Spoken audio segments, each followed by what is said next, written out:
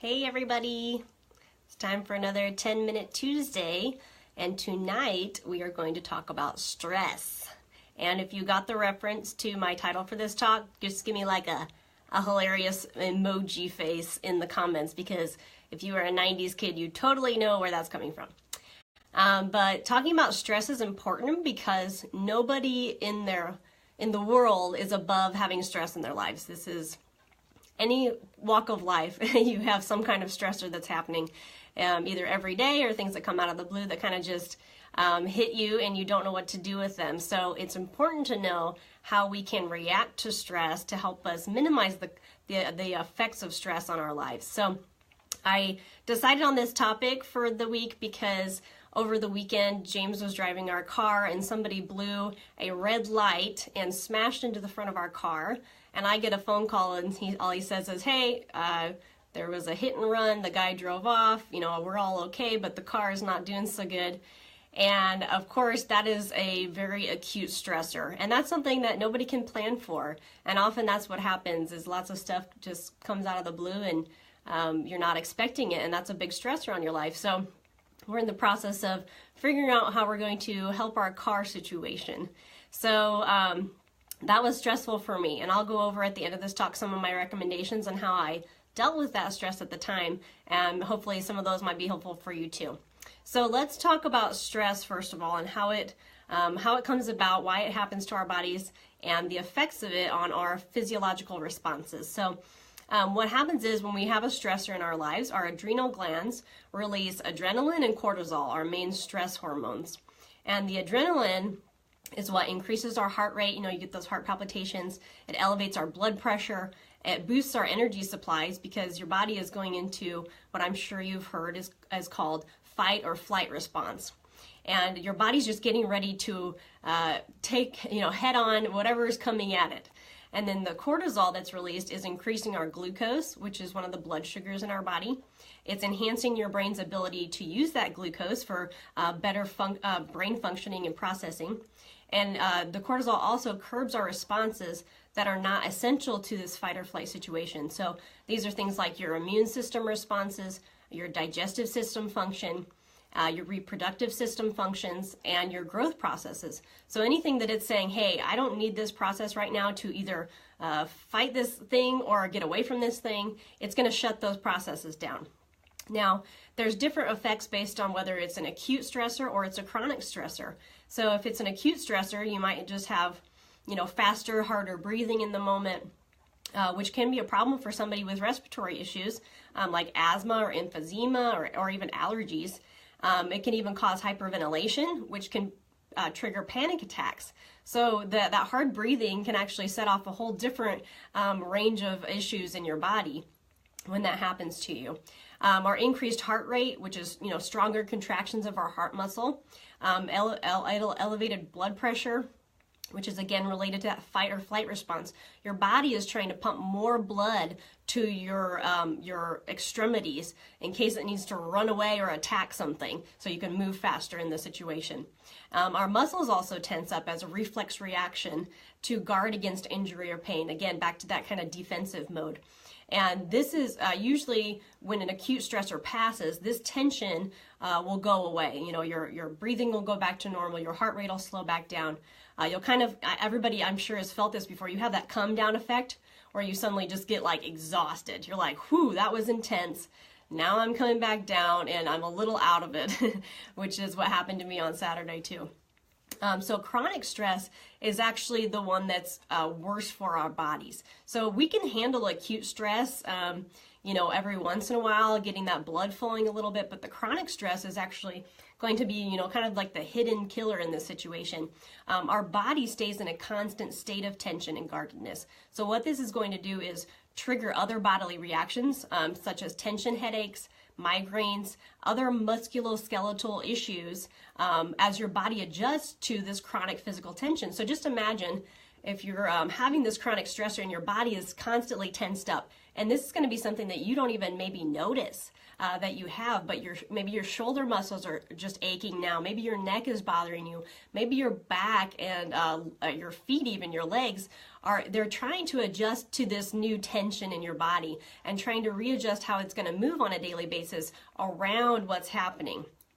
So that can be a bad thing for your body as you age, especially, and as you go up through other bodily functions. Chronic stress can also cause hormone imbalances in men and women, and because, as I mentioned before, your reproductive system function is super suppressed when you're going through a stressor. Because your body is basically trying to save energy for only essential functions for that fight or flight response, getting away from the stressor. And if you're just trying to get away from something that's stressing you out, your body's thinking, hey, I don't really need to be reproducing right now. I'm trying to save myself. So your hormones can just go all out of whack. This is for men and women, especially in testosterone production. And everything else related to your adrenal glands is very important. So that's something to look into for further research. If you're having some hormonal imbalances, maybe you need to investigate what's stressing you out on a day-to-day basis. Chronic stress can also make you have consistent and ongoing increased heart rate, which is not good for us, guys. That's going to increase our risk for high blood pressure, what the doctors call hypertension, increase our risk for heart attack and even stroke. And these are scary things. And all of this can be related to stress. Now, I'm not saying it's only related to stress, but stress certainly plays a part in those. And chronic stress also affects our digestion. So these can be common for both acute stressors or chronic stressors, but things like heartburn, acid reflux, stomach cramps, nausea, diarrhea, and constipation. Because with diarrhea, your body is trying to move faster. It's trying to move everything out that's related to your digestion, and you're absorbing less water, so you might have diarrhea. Now, on the other hand, your body might actually instead try to retain the water that it has in your body because it's wanting to save that for an emergency situation, and you might be constipated. So those are also some telltale signs of, even if you're having digestive issues, that could be related to stress in your life. And of course, other issues related to chronic stress are anxiety, depression, sleep problems, memory or concentration issues, and that's because chronic stress can actually affect the production of neurons in our brains. And neurons are the cells that receive, process, and transmit information. This is what's making your brain function on a day-to-day basis, and we need those. Those are really important. So stress can actually suppress those, and it actually can mess up the transmission paths between your neurons, which can muddy your thinking and your decision-making processes, which is really not good.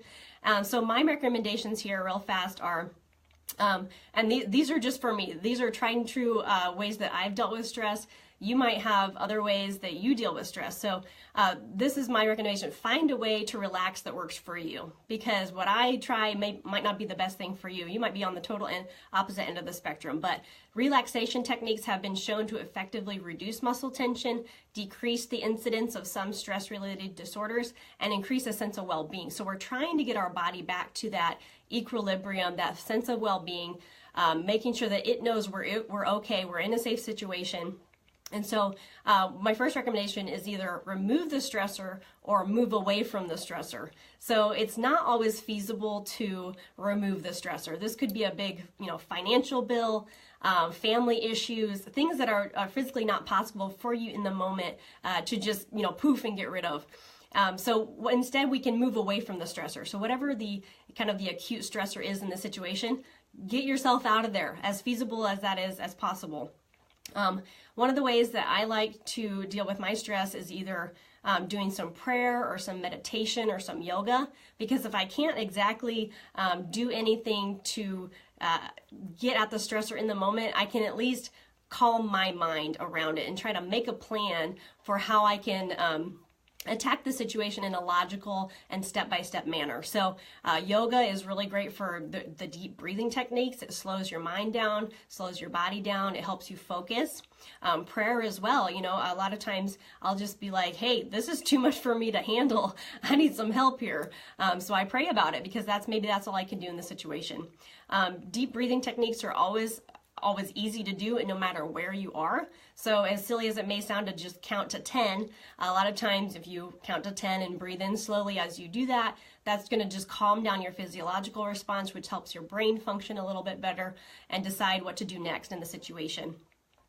Exercise is really great because you can trick your body into thinking that it's fleeing the danger or the stressor. So if you're all amped up and you have that adrenaline going, that cortisol going, if you go and go for a run, even a 5-minute run, your body has a way to use all that energy, and it thinks, oh, okay, that's why I got amped up, because I'm going for a run and now I'm using all of that stuff that's going on. So exercise, no matter what it is, can be very helpful to help you combat your stress.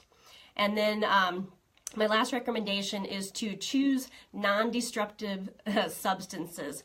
So there's lots of bad habits we can get into related to stress, and you might know what some of your own vices are in this area, but I would recommend, even taking the time to drink a cold glass of water, because that'll kind of shock your body into having to deal with that coldness.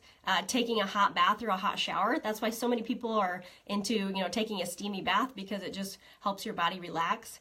And one of my main things is using essential oils. So that might not be for everybody, but I found some ones that really help me out. And lavender is a great one. And this is why, every spa product that you see on the market has a lavender scent. It's because it's so relaxing for your brain and your body. Other things that are great are any kind of citrus oil. So this would be lemon, orange, mandarin. I have a whole blend. It's called Citrus Fresh. It's got about 3 or 4 mixed in here. This is an awesome one because it helps uplift your mood if you're kind of down in the dumps about what's going on. And then my personal favorite is Stress Away. And they named this one because it super helps with stress. And this is what I was using over the weekend. I took some time to stop myself, roll on my Stress Away, breathe it in, and take some time to just kind of focus on what was happening, what I could do in the midst of the situation, what I couldn't do, and kind of get me focused on moving on from there. So I have a whole video I can share about Stress Away and why I love it so much, which I'll put a link in the comments. But those are my recommendations. Stress is not good for anybody, so try to find out a way to analyze and figure out your stressors. How can you minimize those? How can you work against those? And the relaxation techniques that will work for you may not work for somebody else. But as long as you can find a couple that work for you, that'll help you plan ahead for situations that come up and effectively combat the stress as it happens. So that's all for tonight, guys. Thanks for joining me, and I'll see you again next week for another 10 Minute Tuesday.